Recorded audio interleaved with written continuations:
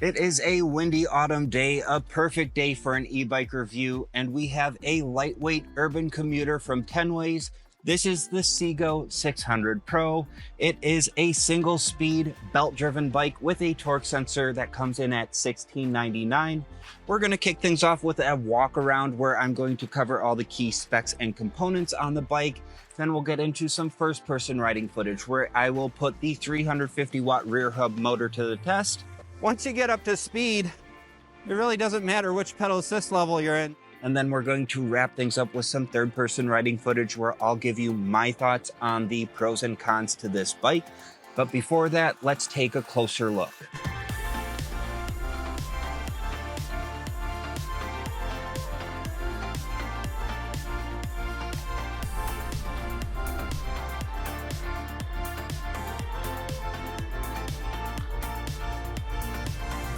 Hi, Miles with E-Bike Escape. Tenways headquarters is in the Netherlands. Their bikes are manufactured in Portugal and Lithuania, and they have gained popularity in Europe. That is why we see more of a European design. Their goal is to make urban commuting approachable, efficient, and low maintenance.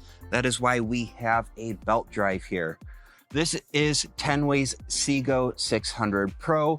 It's a lightweight minimalist build with a torque sensor and a 350 watt rear hub motor from Mevice, also a European company.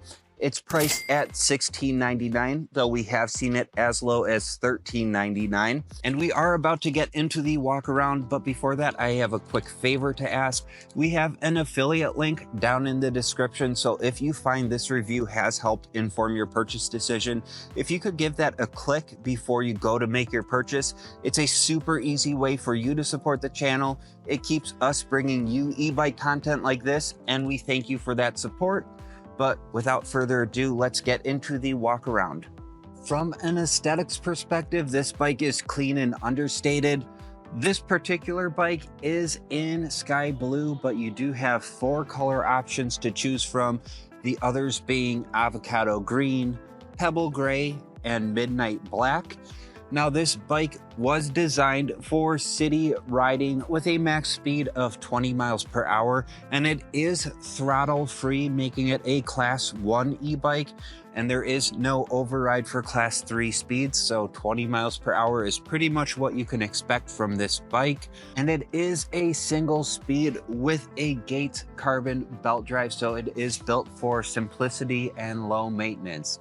It's designed to get on and go without having to think about it. Now, this bike is an aluminum build. It's advertised at 41 pounds with the battery on it, as well as all the accessories.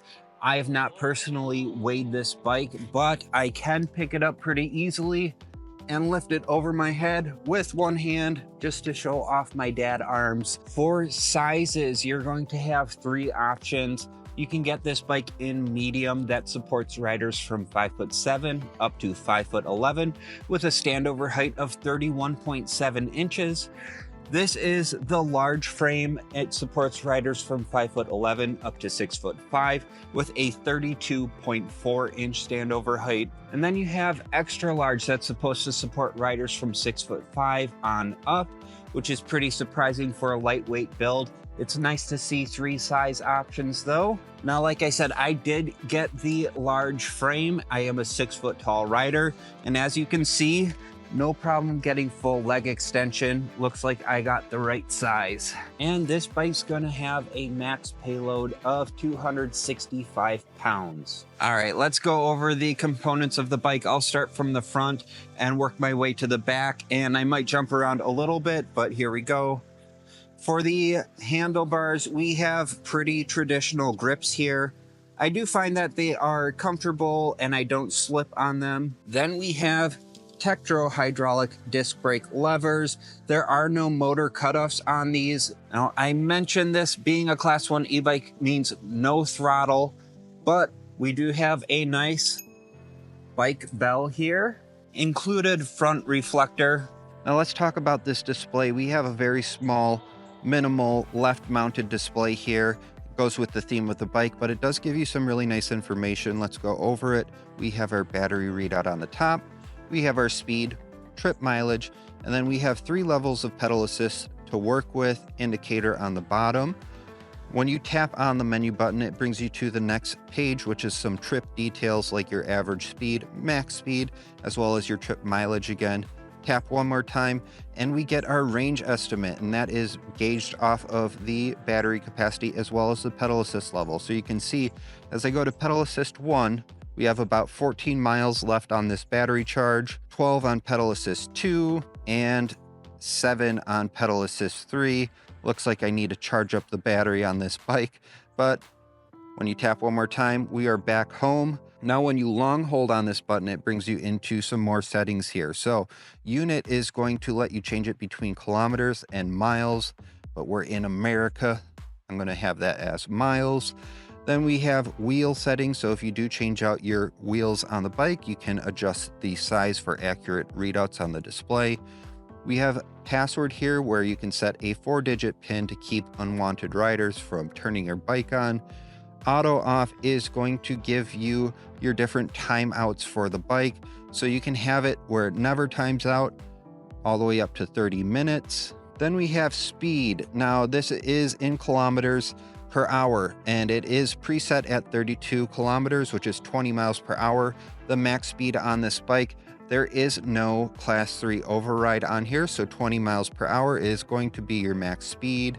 And then at the bottom of the list here, we have some battery information like voltage, capacity, and cycles. Then we have info. This is where you can find the serial number on the bike, and then you can reset your settings here. And to get out of the settings menu, you just hold on this menu button and it brings you back home, and that covers the display. Then we do have an adjustable stem here, so you can get the height and angle to your liking. Now, it is not a toolless setup, so just keep that in mind. If you are switching out riders, you will need an Allen key in order to adjust the handlebars. We have a really sleek looking integrated headlamp with 2 headlights.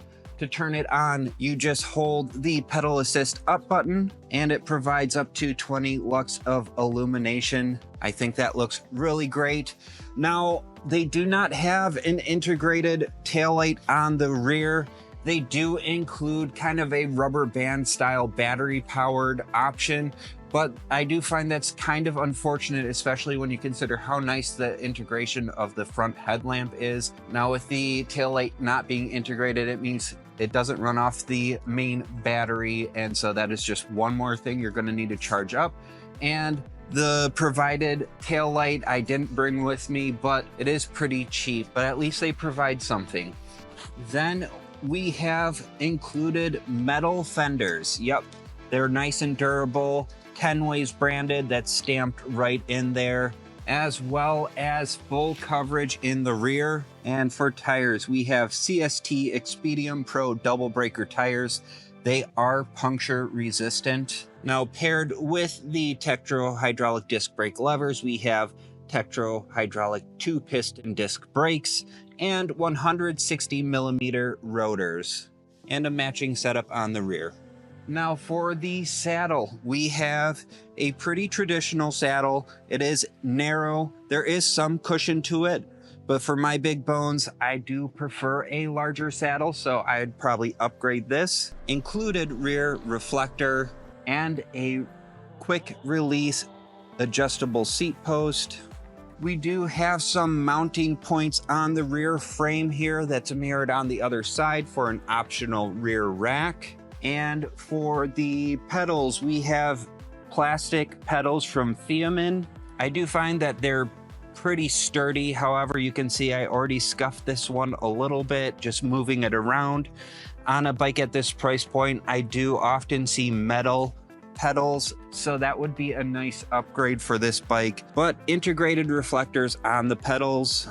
And now to move into some of the more standout features on this bike. It has a torque sensor and a 350 watt rear hub motor with 45 Newton meters of torque from Mevice. And I've mentioned it a couple times, we have a Gates carbon belt drive, and they advertise over 18,000 miles of maintenance-free riding. No need to worry about lubricating a chain, no oily fingers or a mess on your pants. It's literally designed to just get on and ride. And one of my favorite features on the bike is how nicely they integrated the battery into the frame. A couple of my favorite things is it is paint match, so it is pretty discreet. You get a 4 LED battery indicator for quickly checking on where that battery capacity is at. And I live in Wisconsin. We have extreme temperatures, both high and low, so I'm often bringing my batteries inside to protect them. And I love that it's as easy as a turn of the key. You lift that battery up and it's out, and they included a little rubber guard just in case you bump the frame like I just did.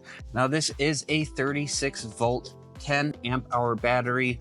They advertise a maximum range of 53 miles, but I think between 30 and 40 miles could be expected out of this bike. Now the battery is made in China. It's not yet UL2271 certified. The bike is not yet UL2849 certified, but we have heard from Tenways. They do have their application in and are expecting those certifications by the end of the year. Now, the bike has an IPX4 rating for water resistance, and the motor has an IP65 rating. So you should be able to ride this bike in multiple riding conditions. The battery does have a warning on it that says, avoid being caught in the rain. So that is something to note, but it does have those water resistant certifications. And to put the battery back in, it's as easy as sliding it into the frame and clicking it down. And you don't need to ride with the key in, which is probably wise with the pedals being right here. Tenways does have an app that integrates with the bike via Bluetooth. So when you are close to the bike, you can connect it.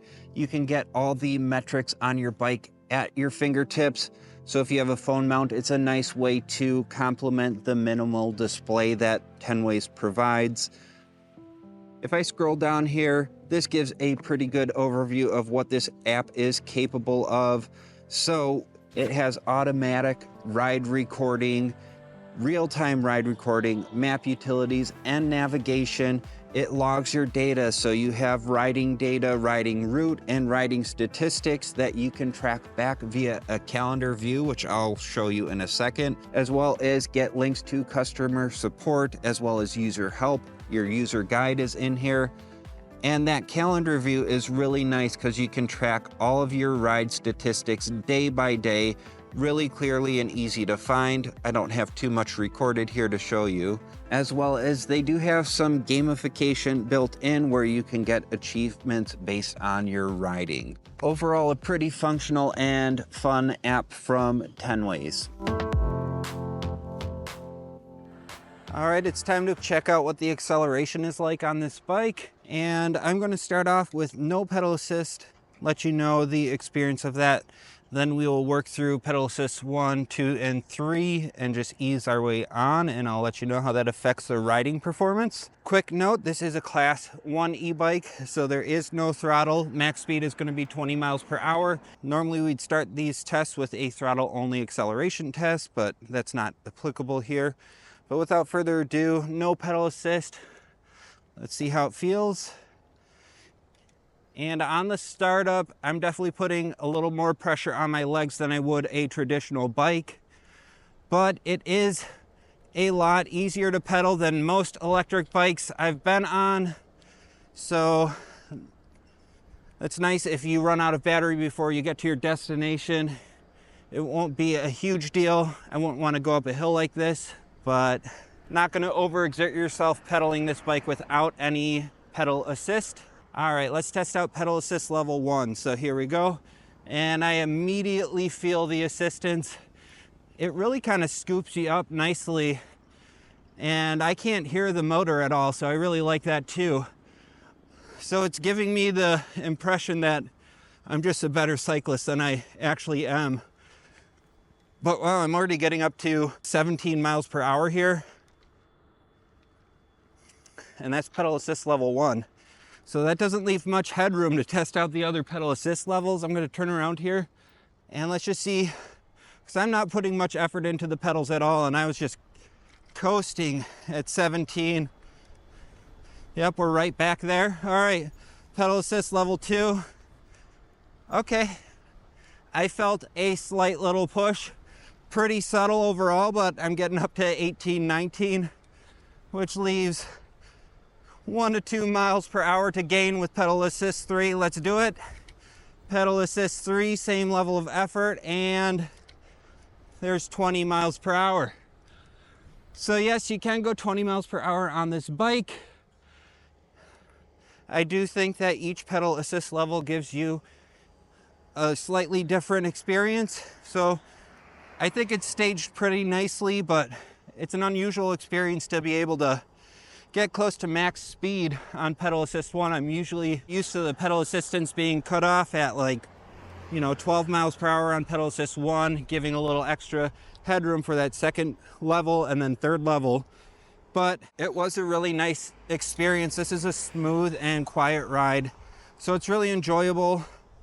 Let's do our acceleration test. So I'll just go into pedal assist level 3. Let's see how fast we can get to 20 miles per hour.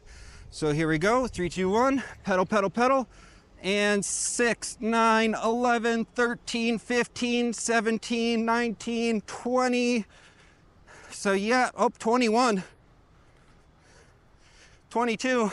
Whoa, cool.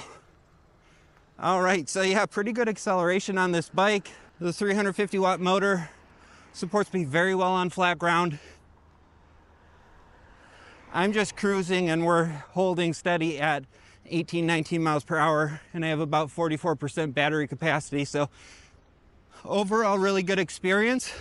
I love how quiet the motor is. So pretty good acceleration on this bike. I can pedal it without pedal assist, so that is a nice thing if I run out of battery. And I do feel a slight difference amongst the pedal assist levels. Well, what's interesting is, I bet if I put effort into pedal assist 1, once you get up to speed, it really doesn't matter which pedal assist level you're in, so it's kind of cool. That's going to wrap up our pedal assist and acceleration tests. Now let me turn around here and we will tackle our hill climb test. So I'll see you over at the hill. All right, it's time for our hill climb test. Now, for those of you who are familiar with the channel, you will recognize this hill, but for those of you who are new, this is the hill we test out all the electric bikes we review on the channel. Now, the GoPro footage does make the hill look a lot smaller than it actually is, so we can put up a graphic to show you what the hill actually looks like and some metrics. But yeah, I'm gonna just start in pedal assist 1 and then we'll hit the hill and we'll judge the performance of this torque sensor and 350 watt motor from Mevice. All right, we're starting to hit the incline now. So holding steady at 15 miles per hour. But this is where the hill actually starts to ramp up a little bit. So I'm putting in a decent amount of effort in my legs. I'm starting to feel them burn a little bit. And this is where I'd maybe reach to shift down a gear, but this is a single speed, so can't do that. All right, maxing out at 13 miles per hour. Let's see if pedal assist level 2 gives us a little extra boost. And it's a very subtle difference, if any. So yeah, I'm gonna go up to pedal assist level 3 and hope that helps. My legs are really starting to burn now.